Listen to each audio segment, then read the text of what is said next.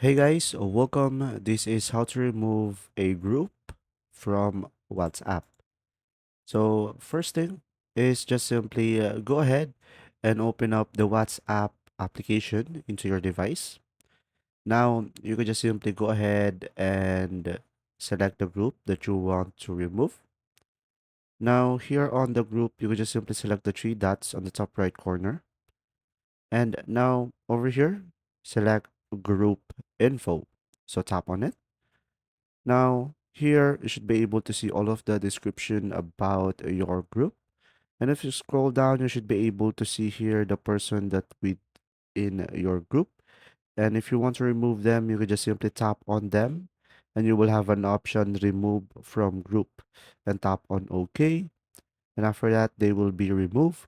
And once you have removed everyone, or if you don't want that and leave right away, you will have an option down below, exit group. And from here, you will have an option to notify when you leave a group.